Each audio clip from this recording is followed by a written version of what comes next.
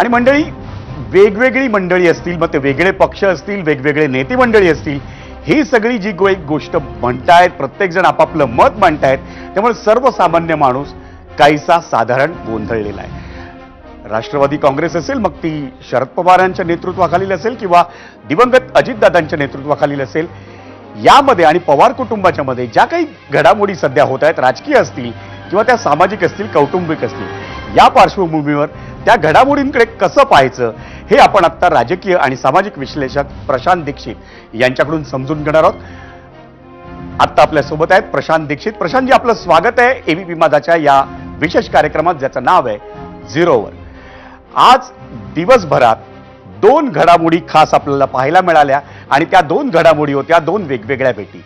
पहिली भेट होती जी सांगण्यात येत आहे विद्याप्रतिष्ठानच्या निमित्तानं, आणि त्याच भेटीत शरद पवार आणि त्यांच्यासोबत अजितदादांचे चिरंजीव म्हणजे जय असतील किंवा पार्थ असतील, आणि त्याचसोबत अजितदादांची बहीण विजया पाटील यांची ती भेट होती.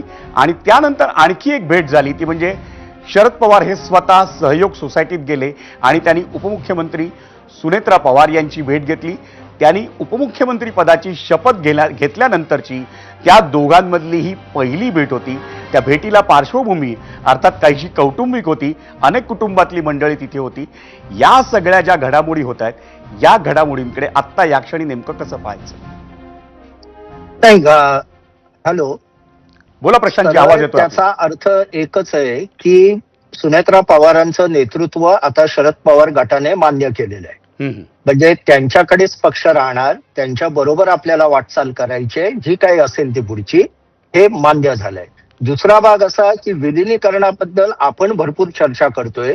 मगाशी तू असं म्हणालास की जनतेच्या मनात संभ्रम आहे. जनतेच्या मनात अजिबात संभ्रम नाही, कारण जनतेने हे विलिनीकरण झालेल्या पक्षांना पुणे महापालिकेत आणि पिंपरी चिंचवड महापालिकेत मोठ्या प्रमाणात पराभूत केलं. आणि त्याच्या आधी याला जी पार्श्वभूमी ठाकरे बंधूंच्या विलिनीकरणाची किंवा युतीची होती, ते विलिनीकरण नव्हतं, ती युती होती, ती सुद्धा जनतेने नाकारलेली होती. नाकारली म्हणण्यापेक्षा त्यांना बहुमत मिळालं नाही. नाकारली हा शब्द चुकीचा आहे, बहुमत मिळालेलं नाही. त्यामुळे जनता या सगळ्या गोष्टीकडे एकाच याने बघते की हे कौटुंबिक यांच्यातलं राजकारण चालू आहे पक्षामधलं, आणि त्याचं जे काय होईल ते पुढे होईल. जनतेला अपेक्षा, तुम्ही आता कारभार लवकर हाती घ्या आणि कारभार करा, आणि तो चांगल्या पद्धतीने करा. मुंबई एक्सप्रेसवेवर ज्या पद्धतीने कारभार चाललाय तसा करू नका, एवढीच जनतेची अपेक्षा आहे. हा पहिला मुद्दा. दुसरा मुद्दा, आजच्या बैठकीत मला एक महत्वाचं दिसतं, ते म्हणजे विजयाताई पाटील यांचा सहभाग. पण विजयाताई पाटील ह्या सकाळच्या ज्येष्ठ व्यवस्थापक होत्या. त्यांच्याकडे मॅनेजमेंटचा अनुभव खूप मोठा आहे. त्यांनी खूप मोठं बरंच काम सकाळमध्ये केलेलं आहे. विद्या प्रतिष्ठानमध्ये त्या आता सक्रिय होतात का, हा एक इंटरेस्टचा मुद्दा आहे अजित पवार गटांच्या बाजूने. आणि शरद पवार गटाच्या बाबत बोलायचं तर आता गेले 2 दिवस त्यांच्या लक्षात आलंय की आपण म्हणजे विलिनीकरणाची चर्चा एक तर विनाकारण आधी सुरू केली आणि ती काही पुढे सरकत नाहीये, कारण सगळी सूत्र आता सुनेत्रा पवार यांच्याकडे आहेत आणि ते त्या म्हणतील त्यानुसार पुढचा कारभार होणार आहे. आणि ही गोष्ट महत्वाची आहेच की भारतीय जनता पक्षाला याबाबत भारतीय जनता पक्षाची भूमिका काय असणार आहे, कारण याच्यात कळीचा मुद्दा हा आहे की जरी विलिनीकरण झालं तर शरद पवार इंडियात येणार का, म्हणजे इंडिया आघाडी सोडून इंडियात येणार का, आणि हा निर्णय ते घेणार का, हा कळीचा मुद्दा आहे आणि त्याच्याबद्दल कोणीच बोलत नाहीये. असे अनेक मुद्दे, आणि म्हणूनच जनता थोडीशी संभ्रमात आहे. आणि म्हणूनच मी म्हटलं होतं की जनतेच्या मनात थोडासा कल्लोळ आहे की नेमकं कसं समजून घ्यायचं. त्यासाठीच आम्ही तुम्हाला बोलतो केलंय. राष्ट्रवादी काँग्रेसमध्ये प्रशांतजी फूट पडली, पण पवार कुटुंबात कधीही फूट पडलेली दिसली नाही. अगदी अजितदादा हयात असताना आणि अजितदादांचं दुर्दैवी अपघाती निधन झाल्यानंतरही पवार कुटुंबीय मात्र एकत्र दिसतंय.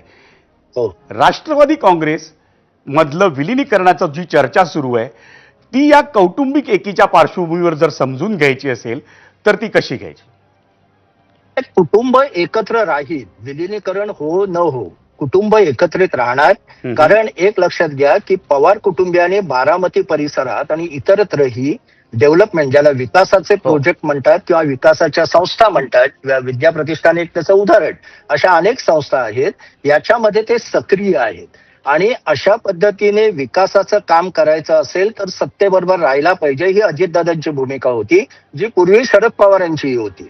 म्हणजे जर का 99 मध्ये शरद पवारांचं आपण ऐकलं किंवा 2004 मधल्या त्यांच्या भूमिका पाहिल्या, तर सत्तेच्या बरोबर राहिलं तर विकासाची गाडी जोरात हाकता येते.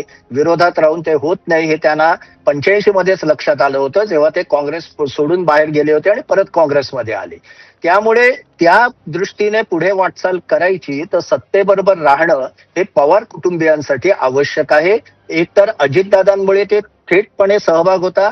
आता सुनेत्रा वहिनींच्या मार्फत त्यांच्याशी कसे संबंध ठेवून, म्हणजे सौदार्याचे संबंध ठेवून आपल्या सगळ्या तिथल्या संस्था आणि तिथल्या जे अनेक विकासाची कामं आहेत ती मार्गी लागतील. त्याच्यासाठी चांगला निधी सरकारकडनं मिळेल. सरकार त्याच्याकडे त्याच्या पाठीशी उभं राहील, कारण अजितदादा अर्थमंत्री होते. हो. त्यामुळे ते अनेक गोष्टी स्वतः करू शकत होते. एक वेळ ते देवेंद्र फडणवीस यांना म्हणजे त्यांच्यावर थोडासा प्रभाव टाकून आपल्याला हवं ते करून घेऊ शकत होते.